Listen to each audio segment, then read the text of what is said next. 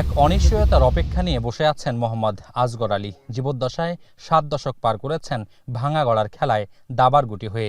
সবশেষ আকস্মিক বন্যা পরিস্থিতিতে ফের হারিয়েছেন বসতভিটা। এ যাত্রায় অবশিষ্ট এই একটি মাত্র ঘর না ভাঙলে হয়তো ঘুরে দাঁড়ানোর আশায় আবার বুক বাঁধবেন তিস্তা অববাহিকার দুর্ভোগের অন্যতম এই প্রত্যক্ষদর্শী। আরো রহরহ বৃষ্টি হয়েছে, কিন্তু আমাদের এই নদীর কাছারও চলেনি। এই সামান্য একটু বৃষ্টিতে, এই যে 2 দিন যে বৃষ্টিটা হলো, এটা সামান্য বৃষ্টি কই আমি, তখন নদীর পানি নাই। আমরা এই নদী হাঁটে বার হচ্ছি, এই পানি যে কোথার থেকে আলো আল্লাহ মালুম জানা, আমরা জানার মতো আমাদের বুদ্ধি নেই। কেবল আসগর আলী নন, তিস্তার 2 পাড়ের 5 জেলার 2 কোটি মানুষের দুশ্চিন্তার কারণ এই নদীর ভারত থেকে আসা উজানের ঢল। বন্যার মতো এমন প্রাকৃতিক দুর্যোগ দেশের অন্য অঞ্চলের জন্য ভোগান্তির নিয়তি হলেও উত্তরাঞ্চলের মানুষের জীবনে এ যেন বার্ষিক সফরসূচি।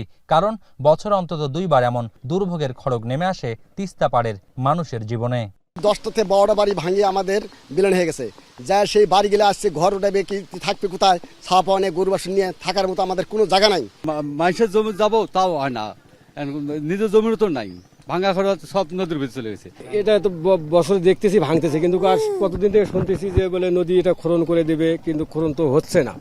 গেল সপ্তাহের শেষে টানা 48 ঘন্টার মাঝারি বর্ষণ উত্তরাঞ্চলে ভোগান্তির সৃষ্টি করলেও বড় বিপদ আঘাত হানেনি। কিন্তু বৃষ্টি থামার 2 দিন পর তিস্তার এমন আগ্রাসী রূপ। তিস্তার পানির ন্যায্য হিস্যা বঞ্চিত বাংলাদেশের উত্তরাঞ্চলের 5 জেলার 1 লাখ হেক্টরের বেশি জমিতে আবাদ হয় মৌসুমী সবজি।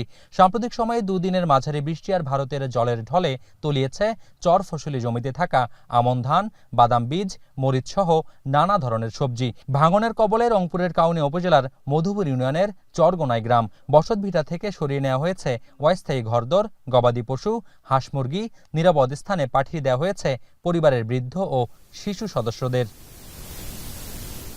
স্থানীয়দের ভাষ্য, তিস্তা খনন করে নাব্যতা ফেরানো গেলে উদ্ধার হবে অন্তত 174 বর্গ কিলোমিটার আবাদি জমি। এতে ফিরবে তাদের হারানো জৌলুস। ফসল উৎপাদন করে অবদান রাখতে পারবেন কৃষি অর্থনীতিতে। এ যাত্রায় বড় বিপদ কেটে গেলেও স্থায়ী সমাধান পেতে বাংলাদেশ অংশের 115 কিলোমিটার জুড়ে তীর রক্ষা বাঁধ নির্মাণের দাবি তাদের।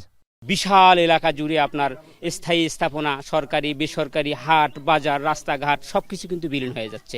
এখান থেকে উদ্ধার হতে হলে আমরা যে তিস্তা মহাপরিকল্পনা যেটা শুনেছি, এই তিস্তা মহাপরিকল্পনা যদি বাস্তবায়ন করা হয় তাহলে তিস্তার 2 তীর বাঁধা হবে, তিস্তা খোঁড়া হবে এবং এই খোঁড়ার মাধ্যমে তিস্তার নাব্যতা ফিরে পাবে। এদিকে গেল 24 ঘন্টায় রংপুরের আকাশে বৃষ্টি না হওয়ায় কমতে শুরু করেছে তিস্তার পানি। পানি উন্নয়ন বোর্ডের সবশেষ তথ্যে গেল 2 দিনের ভয় জাগা নিয়ে তিস্তার রংপুর অংশের কাউনিয়া পয়েন্টে পানি বিপদসীমার 6 সেন্টিমিটার নিচ দিয়ে প্রবাহিত হচ্ছে। রোববার রাতে যা ছিল বিপদসীমার 31 সেন্টিমিটার উপরে, কমেছে লালমনিরহাটের ডালিয়া অংশের পানিও, নেমে এসেছে বিপদসীমার 45 সেন্টিমিটার নিচে।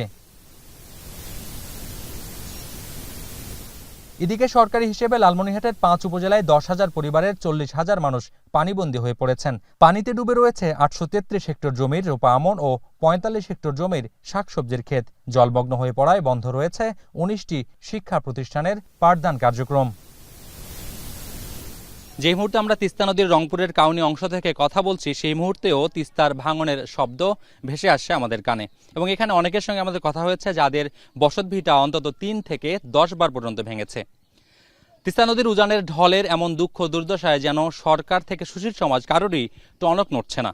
এমন দুর্দশায় প্রতিবেশী দেশের সঙ্গে পানির ন্যায্য হিস্যা আদায়ে চোখে চোখ রেখে কথা বলা এবং তিস্তা মহাপরিকল্পনা বাস্তবায়নের মাধ্যমে স্থায়ী সমাধান না করা গেলে তিস্তার জীবনরেখায় বিলীন হতে পারে এই জনপদের অসংখ্য মানুষের জীবন এবং বসতভিটা। মোকাররম হোসেন, এখন কাউনিয়া, রংপুর। শিয়া বাটার ও ভিটামিন ই সমৃদ্ধ lily glam beauty soap. Lily, always beautiful.